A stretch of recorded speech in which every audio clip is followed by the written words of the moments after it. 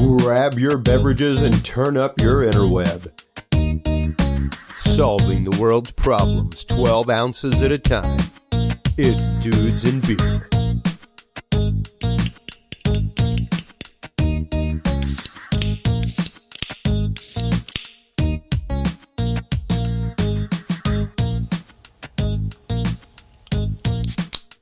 Well, hello everybody, and welcome to episode 335 of the Dudes and Beer podcast. Man, you know what, folks? I'm here to tell you, it's been a hot minute. Next week, you guys will have a treat coming up with a pre-recorded episode of the Dudes and Beer podcast. A pre-record. That means Chris is on the road. That means I'm out working. That means maybe, just maybe, the world didn't just like on fire everywhere like everybody wants us to think. Let's hope. I mean, there's horrible things going on. We do have a resurgence of the COVID, things like that. But of course, we expected this. This is what we've been talking about on the Dudes and Beer podcast the whole time with our good friend, Dr. John Hall, who... God bless you, Dr. Hall, with everything that we were talking about earlier. We hope that you can come on the show so very soon. And, you know, it's been great over the last little bit talking with him over the last year with all this and the sources having come out pretty much to the fact that, yes, it did like 90%. Whether or not came from a lab leak, it was definitely tinkered with. Is what we found out from the recent Senate hearings.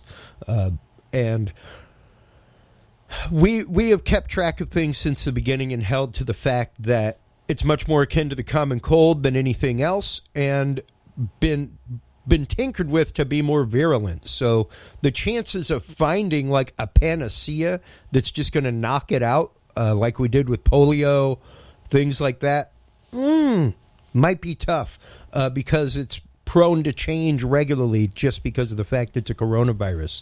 It's just prone to mutations. So, and that was one of the things that if you go through and watch that 3 hours that we talked about, and you can find it from Forbes. I think there's like 2 other sources out there that have the whole 3 hours, but that is a lot of what they spoke about is the fact of like, hey, we knew they were working on stuff like this, but our chain of command, the way that we talk and stuff, just did not shuffle this through as a priority at all. The fact that they were building these programs, doing these programs. And that's some of what we will get into tonight with our guest, Susan Price, Gold Star mother, analyst and reporter for America Out Loud. We will be talking about her son, Aaron Kenefick, who was killed in the Ganjgal raid, one of the huge raids where they were obviously ambushed and the enemy had intelligence and they had zero backup. We're going to be going into that. We're going to be going into the Afghan war in general, what brought us over there, what kept us over there. Some of the major actors like General Henry McChrystal, who was, of course, investigated by reporter Michael Hastings from Rolling Stone, who met with a fiery death while going down the road shortly after releasing a book about him. And then how it even ties into the Benghazi raid, how all of this even ties into Benghazi and how these dark actors within government, these dark actors within our military, these, quote, people of the military-industrial complex, have led us down this road and keep leading us down this road. And are we being led down a circular path in Afghanistan to just go right back in? That's the question. That's some of the stuff that we will be talking about tonight with Susan Price right after we come back from these messages from Podcast Cadet.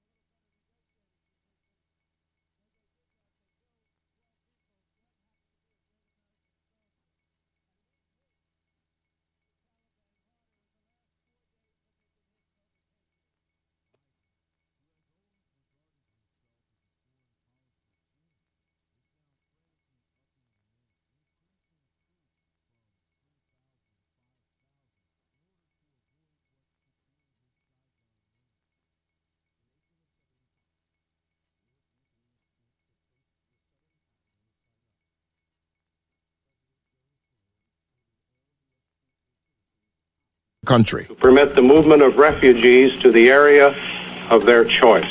In the early hours of April 30th, despite multiple flights with hundreds of evacuees and with time running out, Barry uttered 3 words that meant it was imperative for the U.S. diplomat to leave.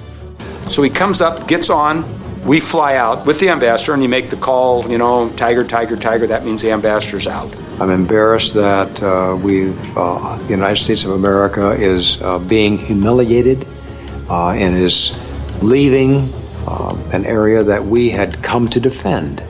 And we've been defeated.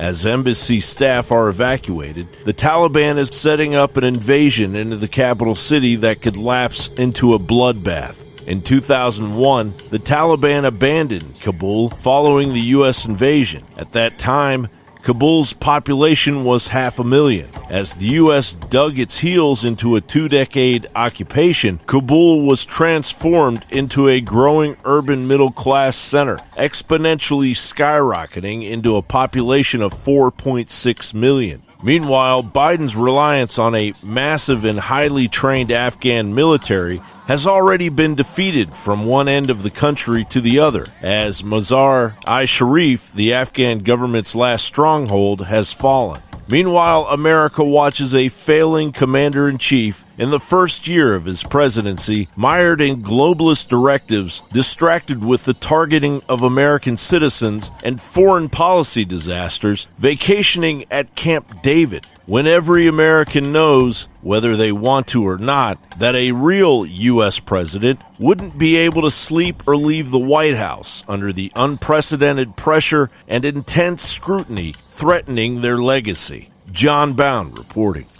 John Bound, always laying it down. Thank you so much. We love the reports here. It's strong words. It's hard to say, but trigger warning, folks. The videos that we're about to watch, the videos that we're about to get into, the conversation that we're about to have, not only may make a lot of you uncomfortable, it should make every one of us uncomfortable. It should make us everyone uncomfortable.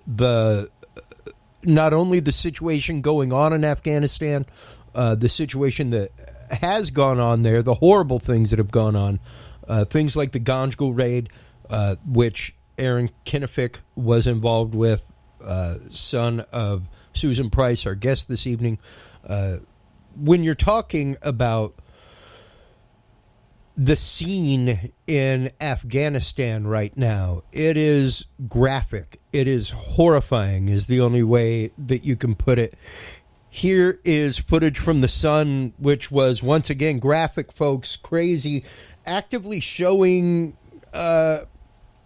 people falling from the airplanes. There were so many people out on the airfield there was a gentleman that was crushed, that they found crushed inside of the wheel well, holding on to the landing gear. He was pulled up inside and crushed.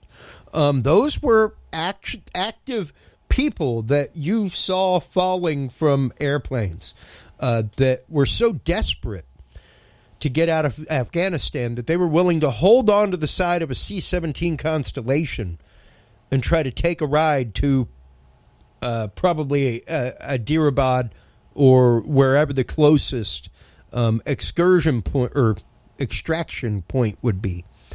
And that's just some of the really wild, shocking video to come out. Here's another one that just kind of shows the stark difference and opulence in the country known as Afghanistan. This came out of the Telegraph. It actively shows Taliban members riding around in bumper cars in an abandoned amusement park. This is and while you see footage like John Bounds where it's a war-torn area in Kabul, this is the disparate situation. There are amusement parks in other parts where it's horribly flush. So yeah, that's what we went over there to do. Was help make amusement parks, I guess. And in addition to that, we also, helped free a lot of people. We helped get rid of a lot of things. But we also, as we will be talking about tonight and watching video of, actively protected poppy fields. Things like that. Now, the last clip that I would like to play before we bring on our good guest this evening, Susan Price. I know she is waiting in the wings. It is a few minutes long. It's about 4 or 5 minutes.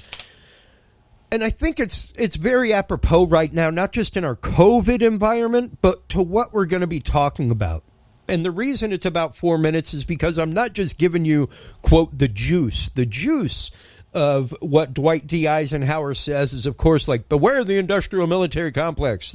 They're here. We had to do horrible things. And we'll get into that. But listen to this man's pleading. Now, remember, on January 17th, 1961, when Dwight D. Eisenhower left office, he was officially at that point the last military leader. I'm not going to say like service member, but leader, like on the point of general, where he would have been in like security briefings, stuff like that. Yes, Kennedy captained a P-boat, things like that. George Bush was in the Air Force Reserve. Lord knows Papa Bush had a few letters behind his name and was a director of an alphabet agency. However, Dwight D. Eisenhower was the last guy who was actively a general in our army before it became the army that we know now. And I think that resonates in more way than one, because what a lot of people don't realize is that the army is the reluctant arm of politics. Regardless, the world over, history over, the army is the reluctant arm of politics. It's the arm that you do not want to swing. But it happens, and it's horrible.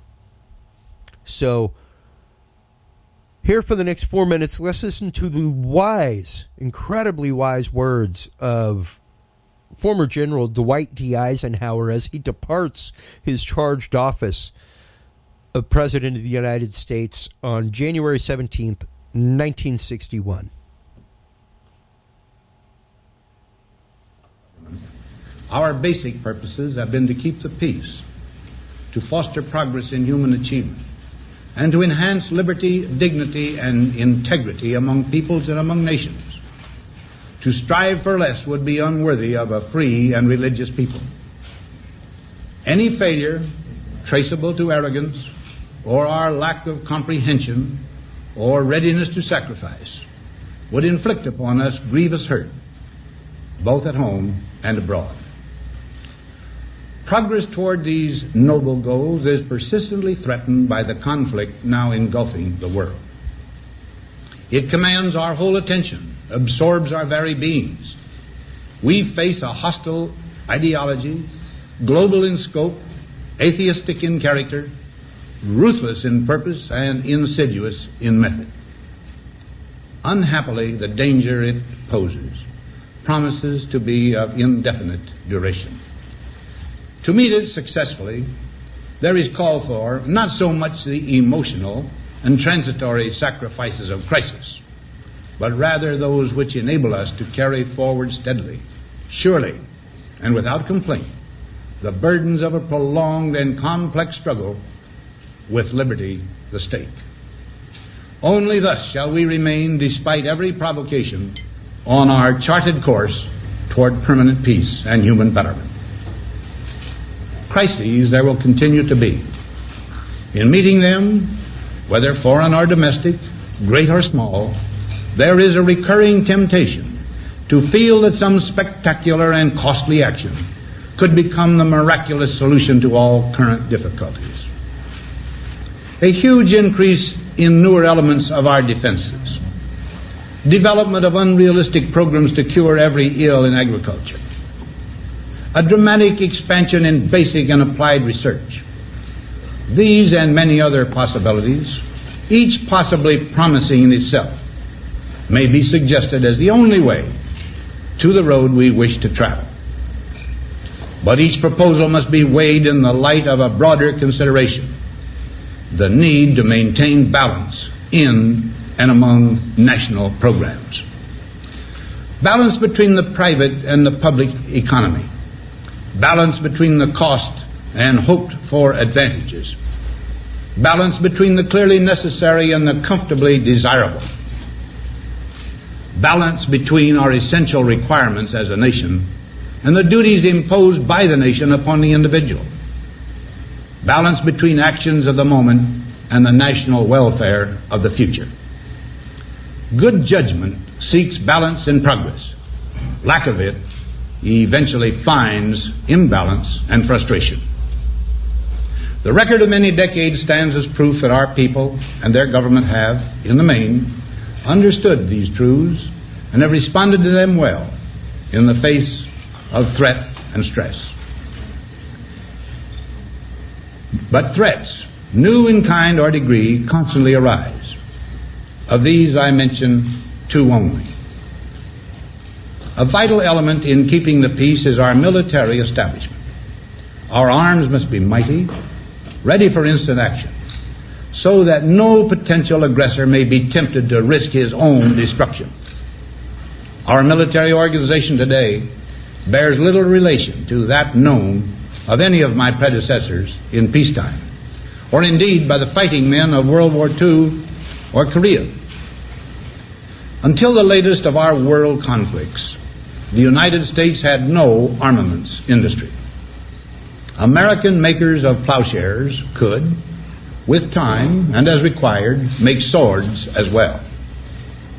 But we can no longer risk emergency improvisation of national defense. We have been compelled to create a permanent armaments industry of vast proportions. Added to this, 3.5 million men and women are directly engaged in the defense establishment. We annually spend on military security alone more than the net income of all United States corporations. Now, this conjunction of an immense military establishment and a large arms industry is new in the American experience.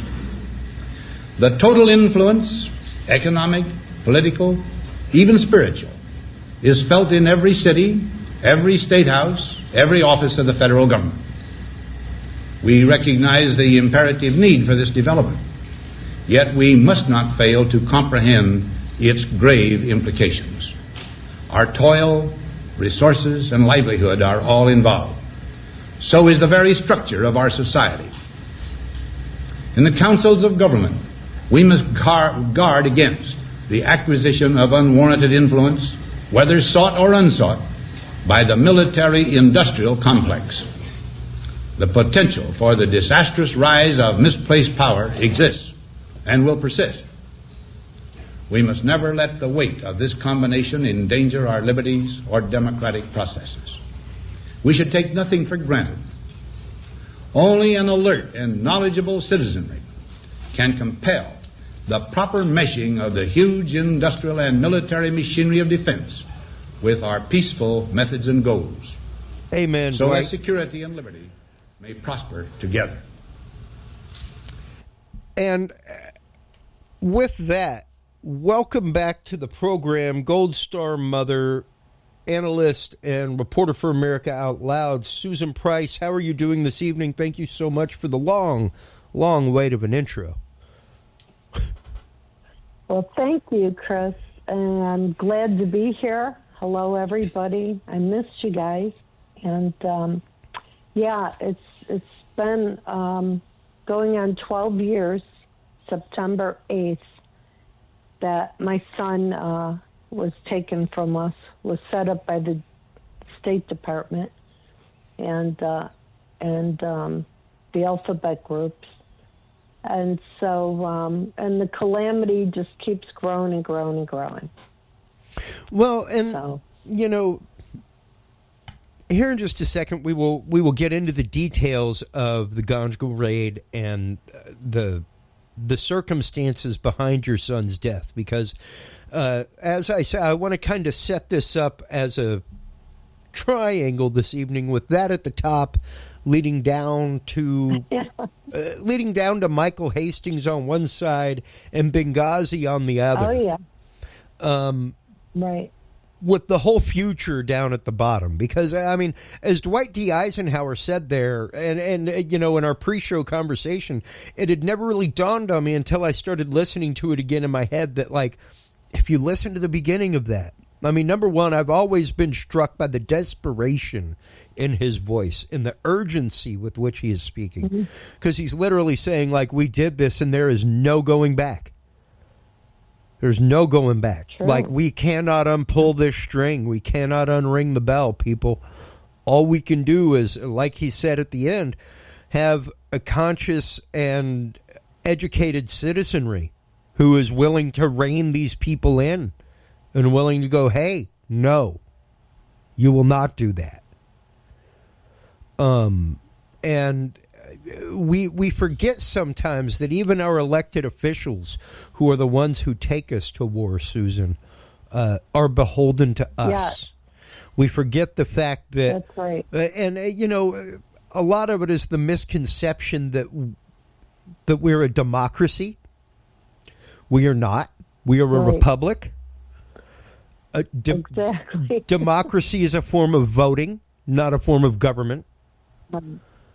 And the democratic vote, hugely important. But remember, we're a republic. And in a republic, the power lies with the people who entrust their elected officials. So, yeah, I'm trying to have a whole episode on constitutional convention, things like that, like what it takes to halt the government until you figure it out, which we are so close to.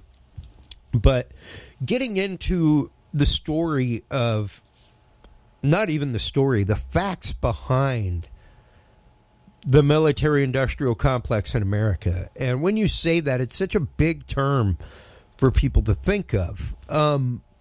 Here's how I boil it down to people. And to people like, I love my wife, but she is one of those that's like, oh, there is no way that there could be an overarching conspiracy that is held for that many years and is secret. Like, no way. There would be way too many people needed for that to happen. I would venture, I'd ask you to question anybody that worked on a circuit board in Alabama for triggering mechanisms without knowing it, or people that were building other parts of Big Boy and Fat Man, the first two atomic bombs, for almost a decade. Right. Without any of America knowing it, and without even them knowing what they did on their job. They just had parts go by on an assembly line, man. They just put things together. And they did that for 10 years without any idea that their trigger mechanisms were being used, that they were making trigger mechanisms for bombs, that kind of stuff. And that's kind of the whole joke, folks, behind if you ever see the stickers and meme stuff like GE, we bring good bombs to life. Because that was a lot of the people, was General Electric workers, stuff like that, who were literally just building explosive devices on the daily without ever knowing it. So it is possible. It is possible. And it is definitely possible for, we've definitely seen it in my lifetime twice, with the Iran-Contra scandal. We saw it again with what should have been something in Benghazi, because the whole forward base in Benghazi was definitely linked to weapons that went to Syria, to the rebels, stuff like that. Right. So, yeah, like we've seen this kind of stuff. And, of course, you look at stuff like Barry Seal even, who was running cocaine and arms. So, and even Operation Phoenix from the CIA, who were actively running opium into Cambodia and trading. stuff like that. So there are definitely actors with it. It's not that the whole government is set up in this way and we aren't aware of it, folks. It's not that your local senator is involved. But the fact is, yeah, there are pretty nasty individuals involved in shadowy areas, involved in special access projects, things like that, that are on a need-to-know basis that a whole lot of people need to know nothing about. And that's some of what led to your son being killed in the Ganjgal raid. So let's go ahead and get into the particulars of that, Susan, and let you introduce yourself and your history and your connection to all of this. Why you literally take all of this so entirely personally. Well, I started out just being a mother. And today I consider myself the mother because, and I have to joke that way because it's such a really deep wound to our family soul. Yeah. And to all the Gold Star family souls whose sons and daughters, husbands and wives have been taken from us. But listen, I'm the greatest patriot, and I served my nation. I served in the Army, and I'm a Marine brat. My father was a Marine. He's laid to rest besides my son. My great-grandmother was a Gold Star mother. Her youngest son was killed in the English Channel. We'd worn every uniform in my family and served since the inception of America. But this is not the legacy I want to leave my grandchildren, Yeah. We need to be holding the criminals within the system accountable. That's all. We want justice and accountability. And I think we're getting pretty close because the American people are really getting tired of the tyrants, taking the leash and taking control and dominating through their trafficking and all their illicit and nefarious things, and then in the name of false narratives, trying to make it look like, we got to go to war because of this problem and we have to save these people when it's a different plan of action for their agenda. Yeah. But, that's just it. If like I said before I introduced you, the horrible reality of the Army is that it has to exist, that we have to have it. Our founding fathers struggled with having an army. They didn't want an army. That's why they made the whole Second Amendment the way it's written, where if you're a man of age, you should have a gun, you should be drilled, you should know how to use it, so that if you were called up for need of your state to arm itself and protect the country, you're there and ready to do it.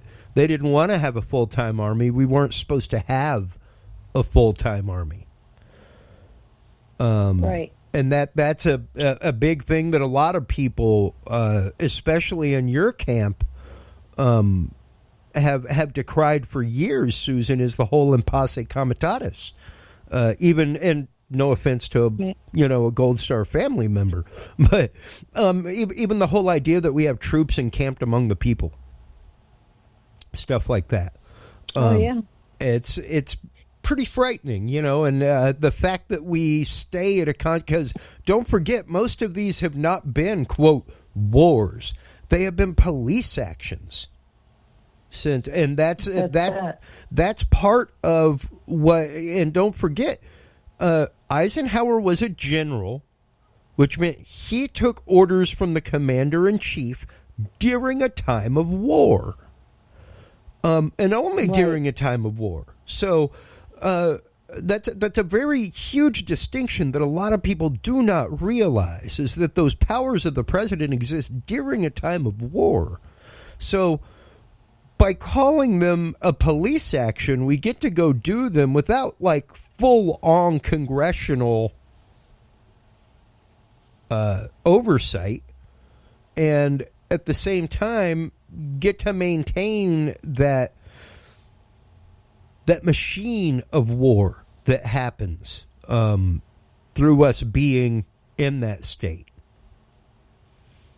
So and it's interesting. It's interesting to see that literal power play of the Constitution take place with these things. Now, when it comes to your son, and when it comes to his death, his horrible death there in the Ganjgal Valley, let's start getting into the particulars of what led him to going, because he wasn't originally supposed to go to Afghanistan, correct?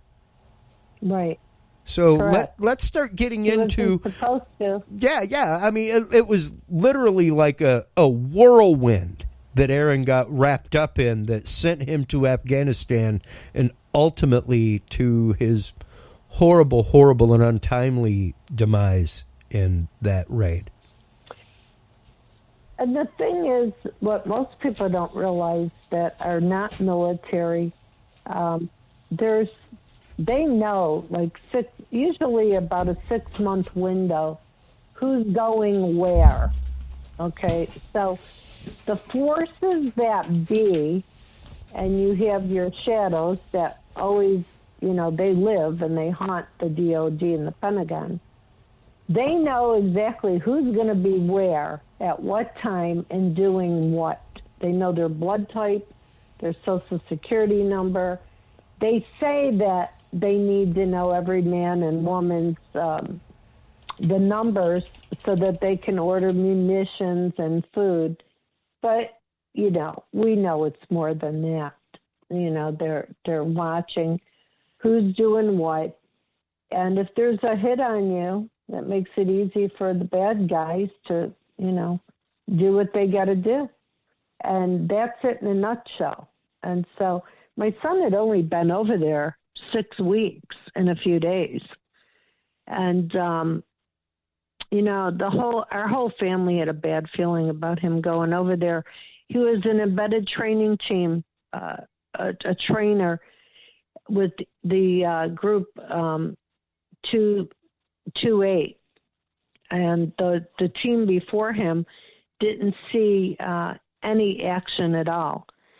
And when Aaron got there, they were set up left and right.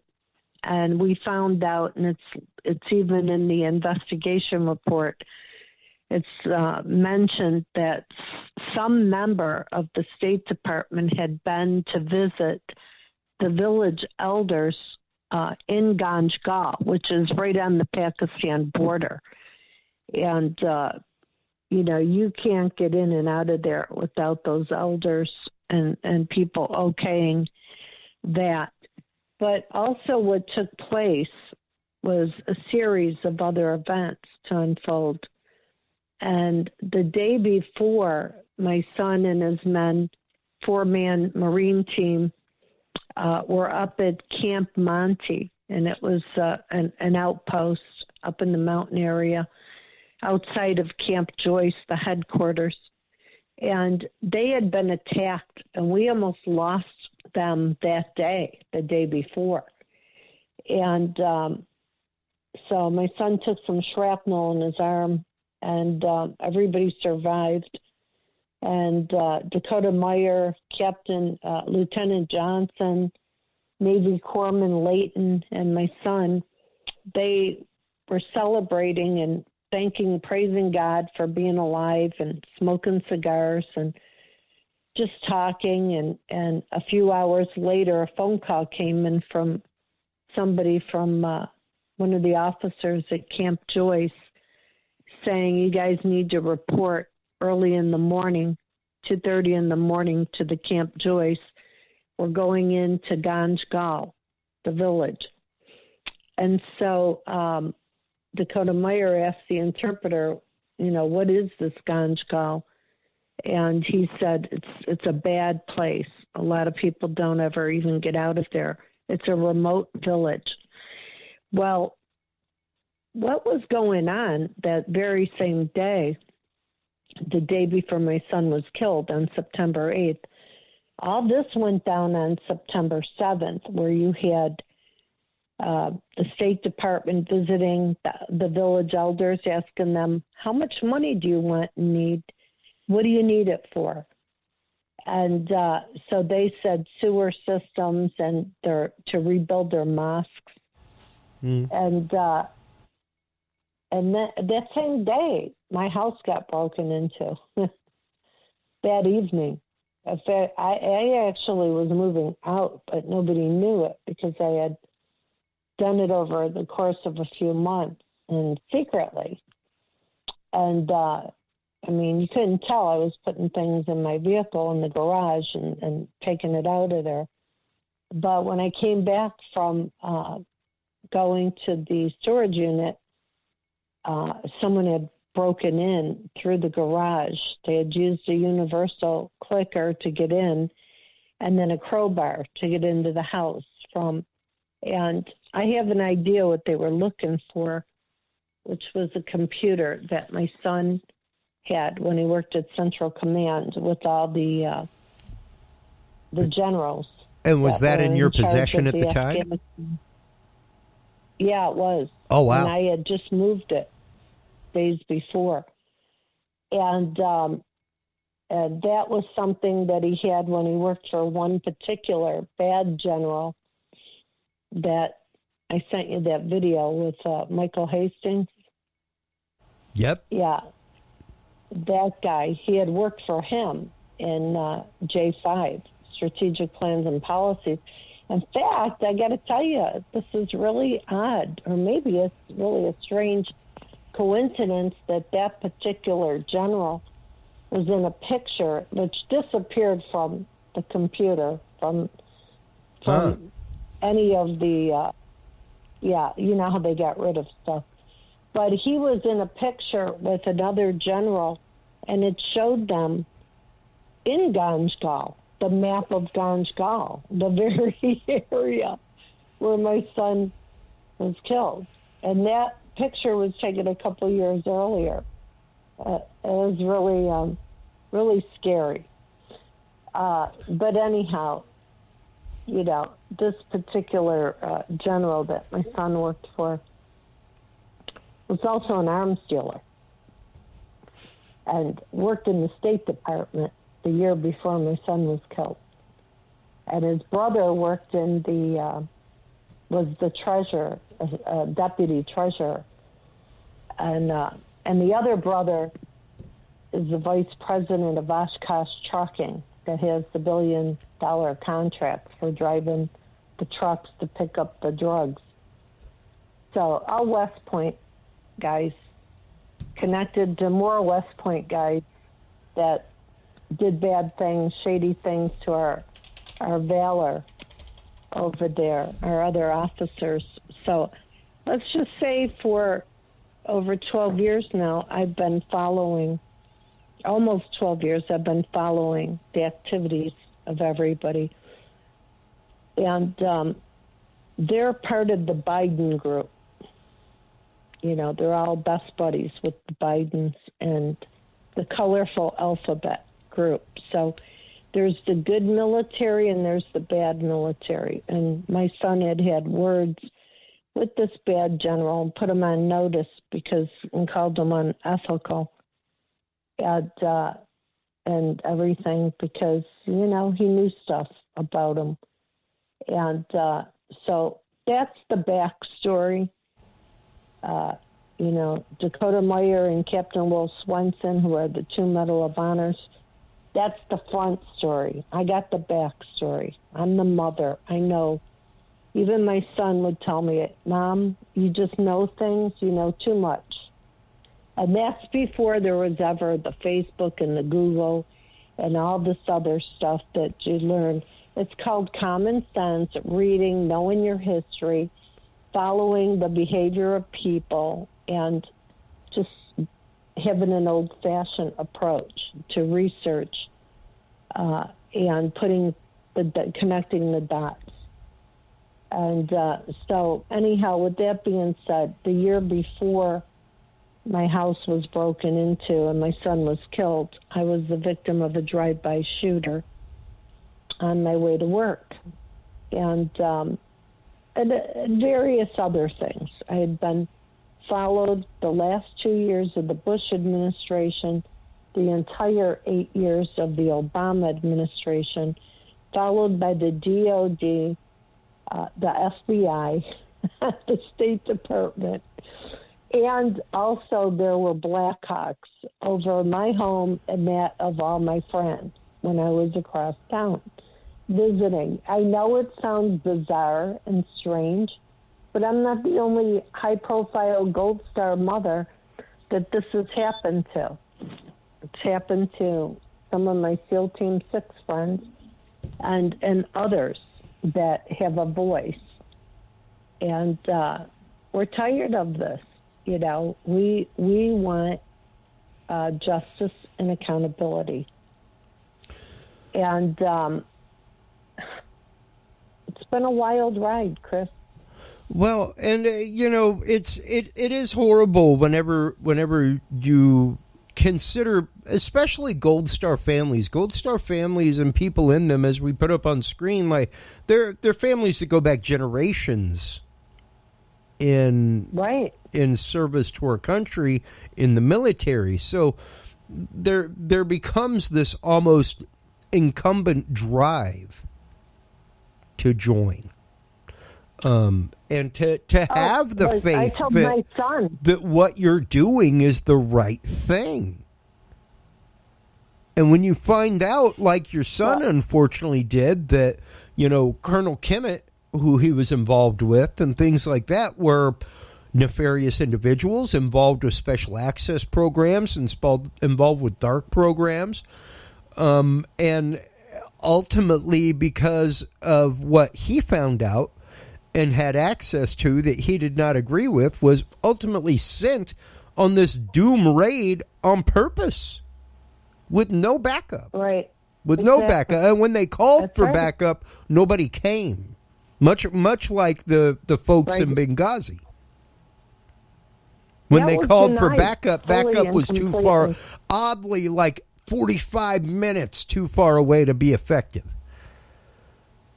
You know, just conveniently. This went on for hours. Yeah. Right. Yeah. Exactly.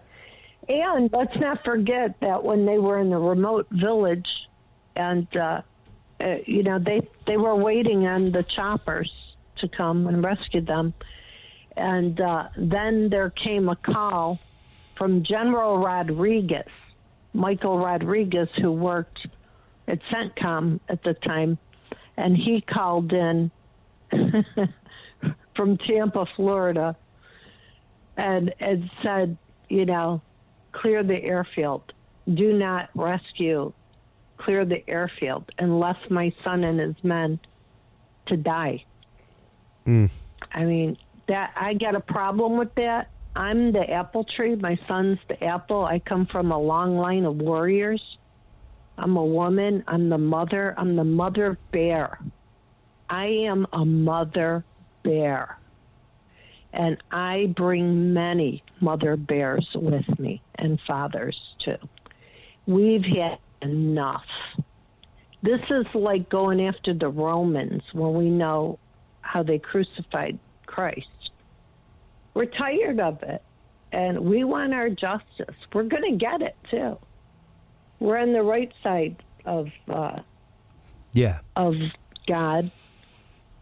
and that's how we're going to take matters into our hand. I'm a writer. I'm a researcher, and my writing stick is my weapon. Well, and I'm an intelligent woman, and I you know, we're going to do this in an intelligent way. But I'm telling you, we're getting restless over here because we see what's coming, and we don't like it, and we have to protect our children and grandchildren. Well, and they're not going to get any more from us. Yeah. And I think that's the danger that we're up against right now. Much like Dwight D. Eisenhower said in that farewell speech, we are up against something whose head has been raised, and it is never going away. What we have started is not going to stop. The best we can do is curtail it. Yeah, and the best that they can keep doing is deception, obfuscations, redactions. It's just dereliction of duties. It's just one thing after another, and enough's enough. Well, and the whole Go ahead. No, you go. Well, I was going to say the whole Afghan war has been rife with special access projects. It has been rife with violations of the Constitution. From the drone program that led to Aaron Alexis becoming a state detainee, to that leading to what eventually led to PRISM. It's just phenomenal. And even now, looking at, and this is what I was saying about the fall of Kabul right now, because of course we know that we started leaving Afghanistan months ago, and I mean months ago, to the tune that quite literally. There it is from the AP. U.S. left Afghan airfield at night and did not tell the new commander. That was July 6th, folks. July 6th. As of July 6th, we literally just like leaving a crazy, ex-girlfriend or boyfriend just packed up in the middle of the night and left while they were asleep. Left the cell phone there. That you had a joint account with, and just they gone, and that's exactly what we did. Now there's one thing to a planned withdrawal, because we did have a planned withdrawal. I mean, even as John Bounce said, we went and the Taliban were supposed to take over. It kind of seems like. Even Trump, all of a few months ago, was talking about how, hey, we bombed them into oblivion to make sure that, whenever they take over, that they're gonna do the right thing. But it's different when you just up and leave in the middle of the night. And don't tell them that you're leaving. You'd think that you'd be like, okay, so here's the coffee maker. This is how you set the timer. Trash pickup is Wednesday. Make sure it's in the blue buckets, not the green ones. That kind of stuff. We just left things hanging, and now not only has the Taliban come back, but as you saw in those videos at the beginning, it's frightening to see people so anxious to get out of Kabul that they are willing to risk life and limb, willing to risk literally clinging to the side of a C-17 Constellation. I know. How heart-wrenching. Heart-wrenching. Yeah. And at the same time, to hear the commander of these forces coming out and making public announcements like, hey, there will be no attacks on U.S. soil from the Taliban. There ain't going to be nothing from the Taliban over here. So for me, it's just strange that all this is happening 30 days. We left almost 30 days ago in the middle of the night. 30 days later, these guys come marching back in, saying literally out loud, we are not going to do this. So my question is, should I still just not buy airline tickets for September 11th? You know what I mean? We are literally coming up against the 20th anniversary of one of the most politically earth-shaking events in the history of man. The reason for the Iraq and Afghanistan war in the first place, because it was induced by 9/11. Yeah. And oddly, once again, one of those things of why did we go over there when the guys' passports were from over there? Well, which we'll be talking about. Yeah. There's a lot of that wild stuff that happened, and where it was just like, why are we going to Afghanistan again? Why are we going there? And to bring that up, let's play the ABC clip here about the U.S. troops actively protecting poppy fields in helping Afghanistan. Afghan farmers grow that opium. Nick Schifrin reports from Afghanistan on a controversial new policy. In western Kandahar, poppy farmers score, kill, harvest their crop, and the Americans do nothing to stop them. U.S. soldiers greet farmers. Can you show me which poppy field is yours? They commiserate with farmers having a bad harvest. Tell them I'm very sorry for this field this year, and hopefully it's a better harvest next year. And in one case, they even paid a farmer $1,000 after U.S. and Afghan special forces burned his crop.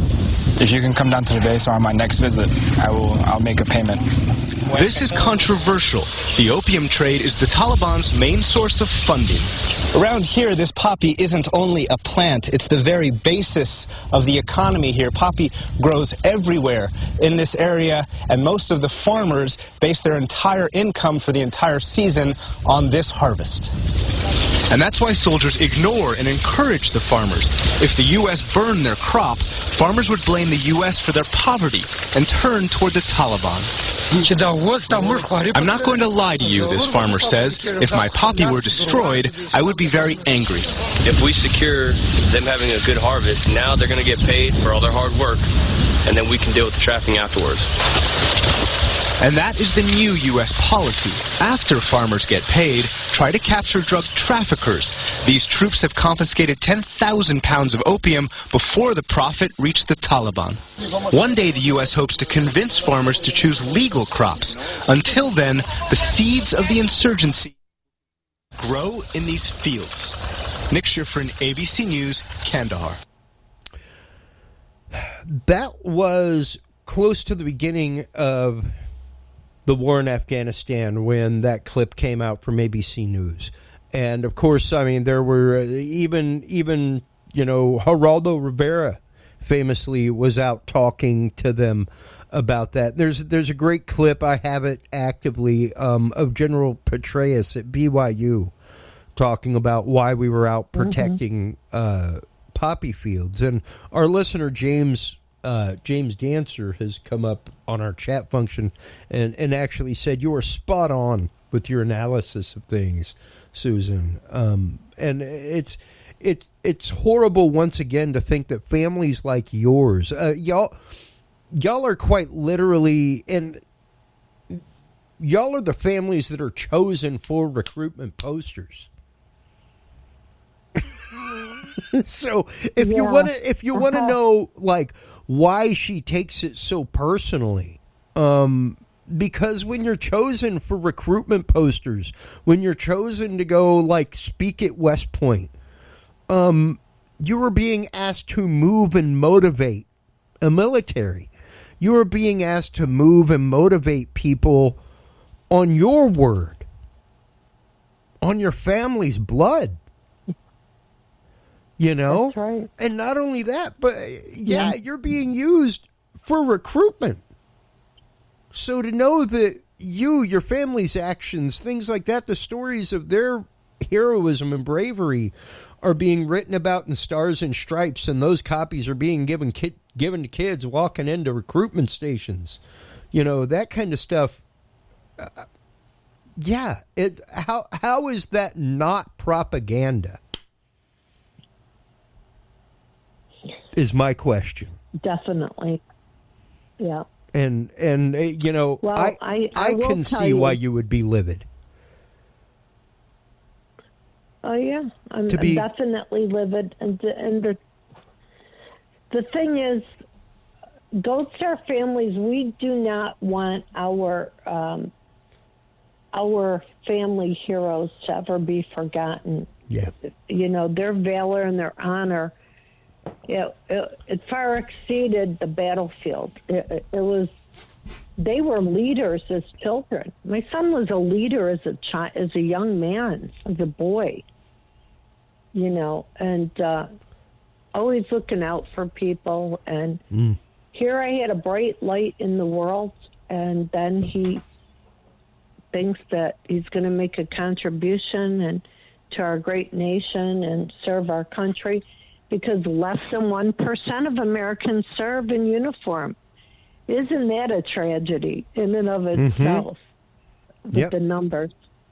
And then here you have the best of the best. He was the Marine of the Year twice, the best of the best, always number one in everything he did, and competed against himself and would say, Mama, I know how to build a man or a woman up without breaking them down. Always caring about the spirits of other human beings. And then you have the enemies from within, our domestic enemies that hide within these agencies in the military-industrial complex. And they just see a pawn when they see our sons and daughters, husbands and wives in uniform. That's what they see. But, our family didn't stop serving our great nation because we had to. Somebody had to. So we had to be the less than the 1%. And that's the gamble you take. When you sign on that dotted line during peacetime, it's not always going to be peacetime, people, because most of the time through the time of us being humans on Earth have always been a war of some sort. And then you have these politicians in there, and, I would say 3/4 of them are not doing what they should be doing for the right reasons. And, in fact, I just wrote a piece this week about the new governor of New York, the takeover for Cuomo. And I've met with her, Kathy Hochul. I've met with her twice. She was in the Armed Senate Committee, and she's the one that got me in to have the meeting with the Pentagon, with the generals about what went on that day. And I had to bring my Gold Star families and my poker face because I knew I was surrounded by frenemies. But I still had to go stand my ground as a mother and a warrior coming from a long line of patriots. You got to take a stand. Yeah. And you have to let your voices be heard, and you have to ask questions. Well, and I was told that I was just a pain in the ass because I'm trouble. I think your son was too. No offense to him or to you, but a pain in the right kind of way, if you know what I mean. They don't come breaking into your mom's garage because you're the guy that they want to be around. You know what I mean? They don't go through those extreme measures of sending you on a one-way trip for no good reason. And these people that were involved with your son, Kemet, Colonel Kemet, they were definitely connected with people like General. General Kemet. Definitely connected with General Henry McChrystal, that kind of stuff. So, with let's. And Biden too. Yeah. The father was best friends with Biden. Oh, wow. The whole family. It's it's all the same, There's other Luciferian generals out there that, they're all from that elite bloodline, and that have tried to take down a lot of our valorists through the years. Sure. I've written about them too. And two of those officers are friends of mine, Well, and, that one, like I said, go back and listen to that. I'm not going to play it right now, folks, because we played about 5 minutes of it earlier. But go back and listen to that first minute that I played from, which is, just so you know, about minute 3 to 4 of his speech. Dwight D. Eisenhower, but it straight up sounds like he is talking about a globalist agenda. Like, straight up. Talking about powers that be wanting move things beyond our control across the globe, and it's in play, it's in motion, and there's nothing you can do to stop it now. And it was like, whoa. And to know that, this spreads into our military. It would have to spread into our military, folks. And to bring this point home even further, your son was one of those that I think would have probably gone the way of Michael Hastings. Not death-wise, but career-wise. Had he finished his tour, had he come out, I think he would have gone full-on whistleblower and joined the ranks of journalism. From what he'd seen, the clearances he had, and the stuff that he was involved with, unbeknownst to him, that he became aware of. And I remember one of the first times that I came across it in my career working in media was Michael Hastings. And to see that, and I've got a clip here that we'll play real quick of Michael Hastings talking about his book and Henry McChrystal. And it was shortly after that he died. Here is that clip right here. So a Rolling Stone reporter gets unprecedented level of access to the man at the time in charge of the U.S. war effort in Afghanistan, General Stanley McChrystal. So he follows McChrystal and his entourage from Paris to Berlin as they try to sell their NATO allies on the new counterinsurgency strategy and then to Afghanistan. What he observes, the drunken nights, the disrespect for their bosses in the White House, the anger of the troops in the field, all of this, these details end up in this July 2010 issue of Rolling Stone. And inside is one of the most explosive articles ever written during the decade-long war in Afghanistan. The title, it's right there on your screen. It was entitled The Runaway General, and it spells the end of McChrystal's command, bringing back here Michael Hastings, who penned that article. And he's expanded now in this new book. Have it here. It's called The Operators. You call it the wild and terrifying inside story of America's war in Afghanistan. And Michael, I mean, we already heard your criticism a moment ago. You said, look, we shouldn't even be in Afghanistan, critical of the counterinsurgency strategy in the book. General McChrystal, forced to resign after you exposed his conduct in that Rolling Stone article. My question is, did President Obama force him out for the right reasons?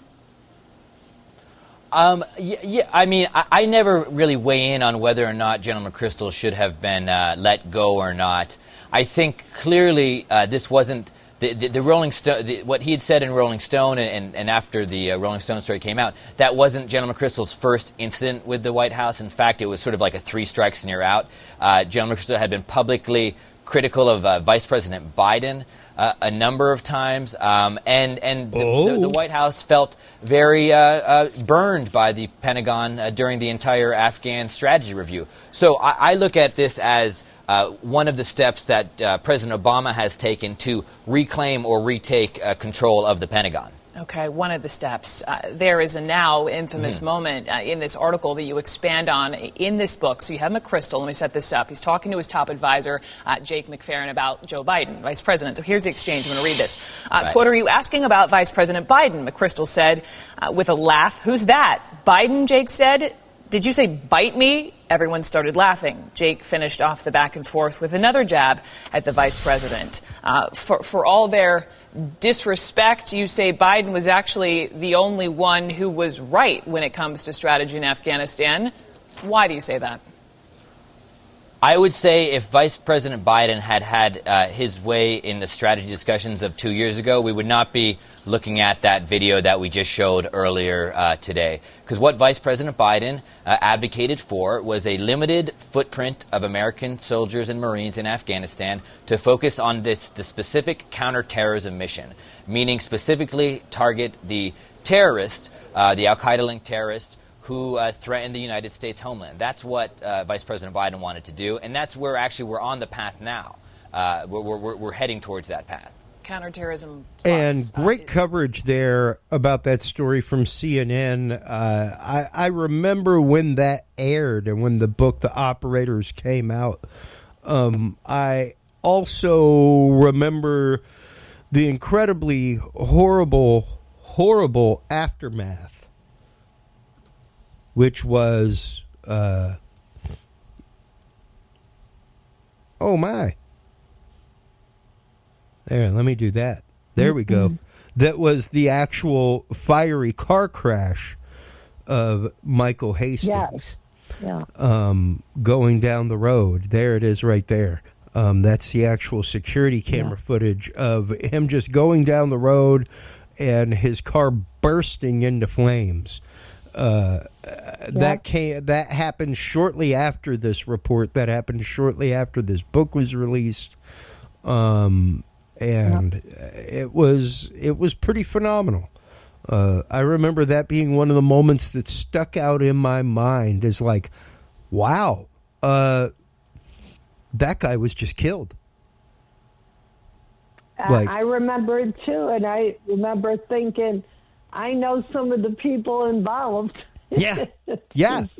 I mean, that's got to be, because you do this work for years, and you see it's the same people all the time. It's the same architects of demise, the same cast of demented characters, and Well, and that's just it. Much like the American Revolution, only 20% of the standing public took place in. Much like you were saying, only 1% of our populace signs up to serve. Yeah. It's the same way with these dark actors. It's the same way with these people that are involved in this shadowy other side, folks. It is not the great majority. It is not the majority of your senators, your congressmen that are tied in with the military-industrial complex, taking backdoor money to let special access programs happen. It is not the majority of them. Most of them are blind, deaf, and dumb to the situation going on. Much like the majority of America, which is why one of our greatest generals ever, Dwight D. Eisenhower, said it takes an informed public to keep this in check. It takes an informed public, a public that knows this is happening, is willing to accept that it's happening, and willing to say, hey, I'm here to keep that in check. And once you know it's happening, you can't sleep.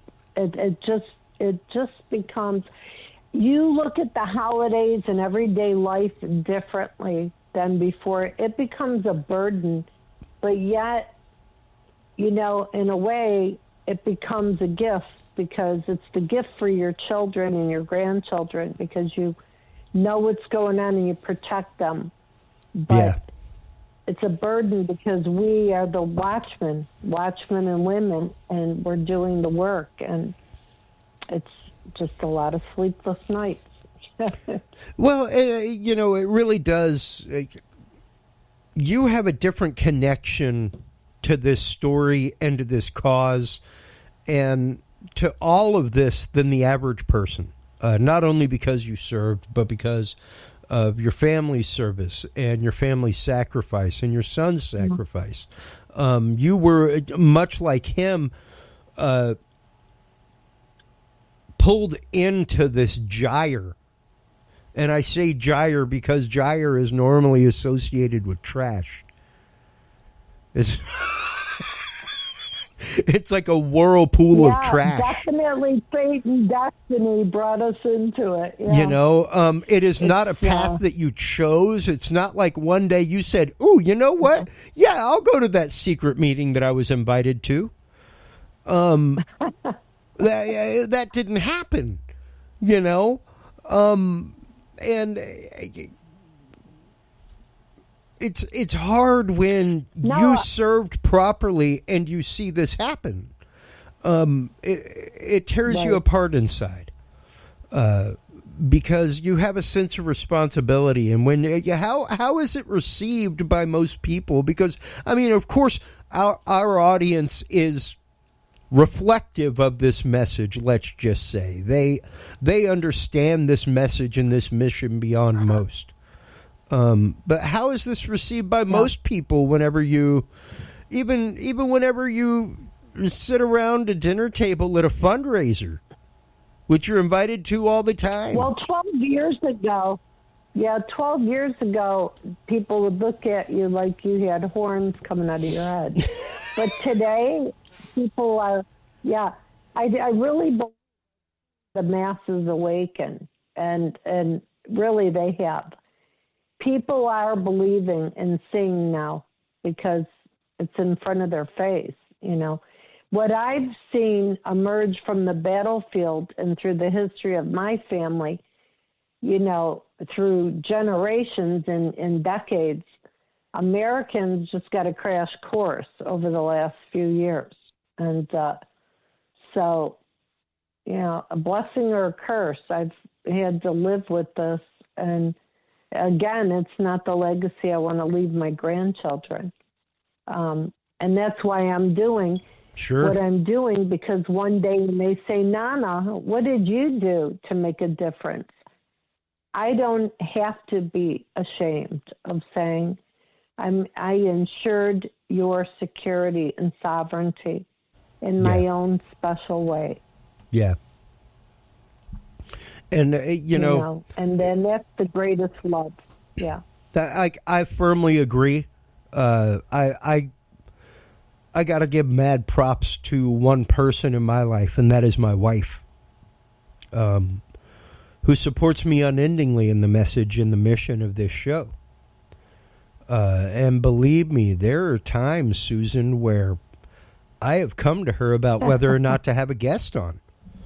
I remember when I was approached by a very good friend and connection in the security sector about having members of Anonymous on my show. Whenever they hacked the Minneapolis Police Department. And now, granted, it was not like an interview. It was more turning they were kind enough to answer a couple questions, you know, but they don't grant interviews. It was the fact of they'd heard my show, they'd seen my show, and they knew that I would let them come on and give their message unabridged. That I wouldn't judge their message, that I wouldn't judge what they were doing. And even now, whenever they send messages to the mainstream media, frequently they don't even air them. You know, because they consider them in that, quote, extremist camp. Yeah. And once again, folks, go through and read some FBI documents. Feel free to read, scarily enough, school curriculum. Sadly, our founding fathers would literally, by all of those definitions, be considered an extremist. By every one of those definitions, would have been an extremist. Guaranteed that the other 80% of the populace was pointing and yelling and going, "Good God, stop!" when they were actively poking the bear. You know? Yeah. But it only took that 1 out of 5. It only took that 20% for us to prevail over that oppression, over that darkness. It only took that 20%. And that's what we have to remember is we may seem extremist, but and granted, you know, I know a lot of things. I'm not even going to give a label to it. I know a lot of things, all right? But what I am is an open-hearted and open-minded individual, and I judge nobody for what they believe and why they believe it. Instead, I choose personally the words of Voltaire. I almost said John Paul Sartre. Voltaire, which are proudly on the front page of our website. I might disagree with your opinion, but I'm willing to give my life for your right to express it. There you go.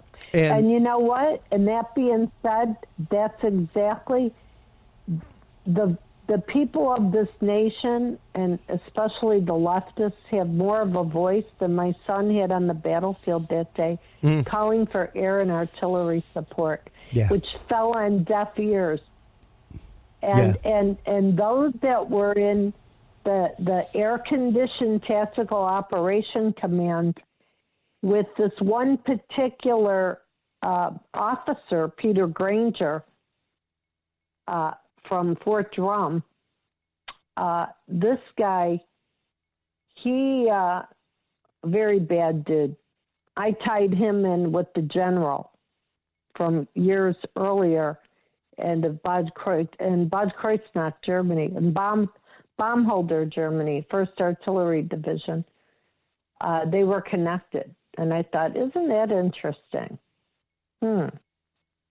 Too many coincidences. Well, that and just don't add up. It's interesting how, and granted, once you get past a certain rank in any branch of the military, the branches get small. Let's just say it that way. The clusters grow real close together on the branch, is a good way to put it. Whether they're stars or oak leaves, what have you. Once you're up to that realm of rank in the military, you're in a small elite group of people. If you're in intelligence and you're a colonel, you know most of the other colonels in intelligence. Like, there's only maybe 100 or so of them. So, you tend to know each other. You're going to the same conferences. That this guy would be the third person on the roster that day. The first two officers were removed for whatever. One had to go home on leave. The other one supposedly was sick. And then the third guy, this one, was put in charge of the base that day, and made sure that the frequency level on the radios was turned down so that people could not hear in the Tactical Operation Command the calls for help from my son and his Marines on the battlefield. All kinds of dirty tricks were played. They were laughing at our Marines for calling for help. They got no air and artillery support. And it just went on and on and on. And these people got away, and they're living, a really cozy lifestyle, with a nice pension, with the blood of Marines and Army heroes on their bra. Well, and not just their military pension, but also the fact that they are probably leveraged pretty well stock wise in a couple of adjacent ways into military contractors, things like that. You got it. Which is where their real money comes from. Not that. No offense, but a retired colonel might be able to live a comfortable lifestyle. They would not be living in the lap of luxury, and most of them would not be like writing books, that kind of stuff.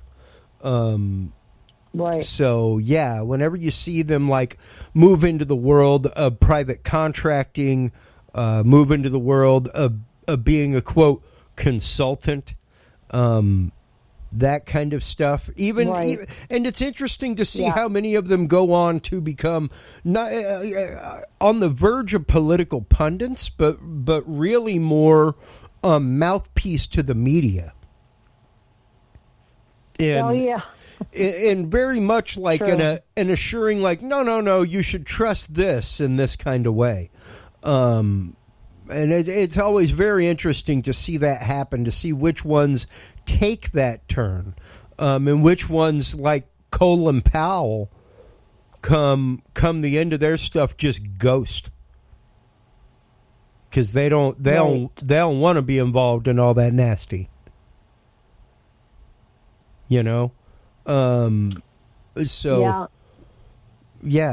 before we let you go, because of of course, it's getting on in the episode, things like that. But let's kind of wrap all this up with us having just left Afghanistan, with the Taliban having just taken back over, and once again saying, like, you won't see an attack come from us over here. What do you see on the horizon, Susan? Oh, I had a talk with myself today and asked myself that very question. I honestly don't freaking know. I really. I just if this, I can just tell you that people are getting restless in the camps where I come from, and they want justice and accountability, and something has to be done soon because it's just not a good situation. It really isn't. And the fear-mongering that's going on, and it's a conversation that goes as everywhere you go. And I've been living this for 12 years. I mean, nobody wanted to listen to me when this happened, but now I have to listen to everybody when I've had a personal experience with it. I don't know where it's going to go, but as an individual and as a mother, and myself and some of my SEAL Team 6 friends and some of my other Gold Star friends, we all have our own personal mission to make sure it goes somewhere that's valuable for the American people. And that's what we're working on. But it's up to every person out there listening. Do your part too. Don't rely on the less than 1%. That's right. All the time. We're tired. We need you to help us.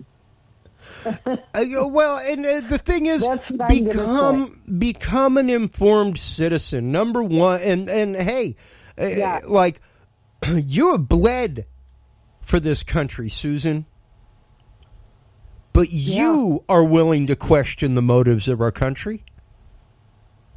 Consider that, folks. Oh, I do it all the time. Consider that. Yeah. Consider being willing to drop all partisan politics, look at it as a whole, see the forest and the trees, and be willing to be ready to hold your government accountable for their actions, and for their horrible actions, and for the actions that they have associated you with by proxy. Like I said earlier, Susan, I can see you're indignant. Go ahead. No, I was going to say, the average person out there, I used to just be the average person too. But when it happens to you, and you don't know if it's going to happen to your children or grandchildren later on, brothers, sisters, but attend the school meetings, attend community meetings, get involved in grassroots. Do your research, speak out. Seriously, everybody has to get involved because, what's coming, and I'm hearing things now from the medical side. I have family in upstate New York, Western New York, and the doctors and nurses have had a really big gathering the other day, and they're talking about the shutdowns coming in New York with this new governor. And New York is going to lead the way for the rest of the country. And I can tell you, I live in Tampa, Florida. It's not happening here. They ain't going to be leading the way for Texas. Here. Not that we're on a great track, but Florida. That's right. We got it covered, man. We are working overtime here in the state of Florida. That's not going to happen. That's why everybody's moving here into Texas. Yeah. Well, and, people get active. One of our listeners also popped in on our chat feature. My ex's son was stolen from her by the complex and sucked into Black Ops through the Merchant Marine Academy in Kings Point. What Susan is speaking about is starkly true. Her words are sledgehammers. And like we have said so many times on this show, whether it's you, whether it is other people that we have had who have had security clearances, things like that, it is so often a family situation. Because once one of you is vetted, that hard work, the heavy lifting's done. Mm-hmm. Once the family is vetted, it's much easier to recruit people from a known quantitative. So once again, that's when those Gold Star families tend to bleed more than most amongst that 1%, because those clearances do tend to repeat along bloodlines. Those ranks do tend to repeat along bloodlines, you know. So once again, thank you so much for your service, for your son's service, and for both of your sacrifices.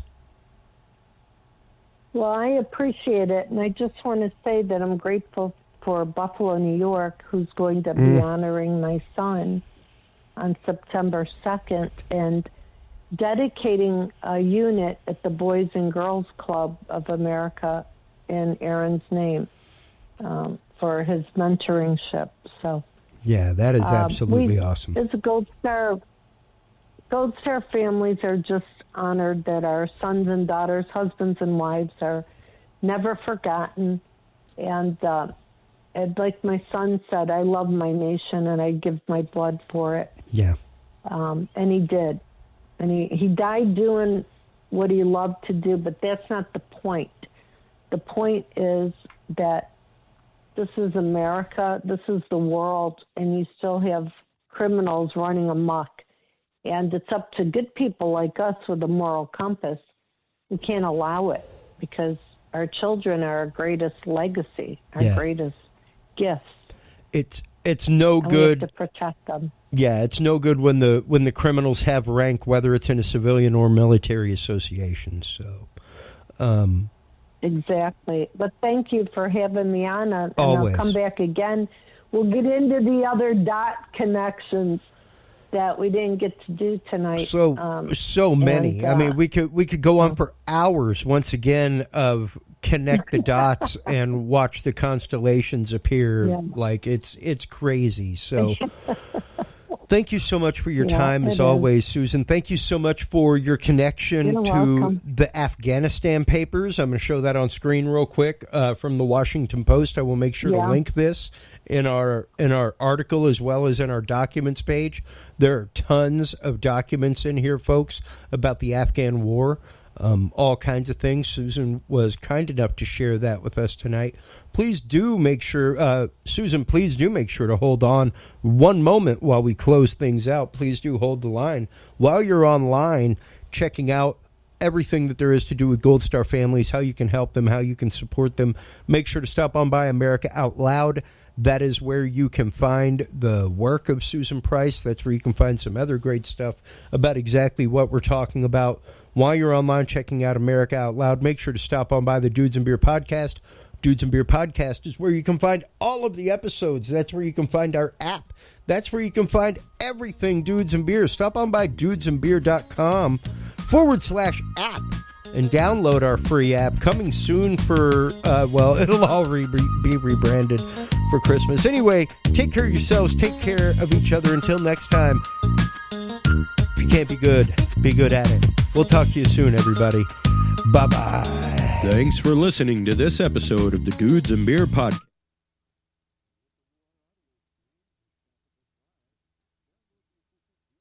App for Android and iDevices, available on Google Play and iTunes markets. For more episodes, content, and information, visit us online at dudesandbeer.com. You can also find our episodes on Breach.tv, iHeartRadio, Spreaker, SoundCloud, iTunes, YouTube, Stitcher, or your favorite podcast service. Dudes and Beer is a proud member of the HC Universal Network family of podcasts. For more about our sponsors and other podcasts on this network, visit hcuniversalnetwork.com. Thanks for listening, everybody. And until next time, drink responsibly.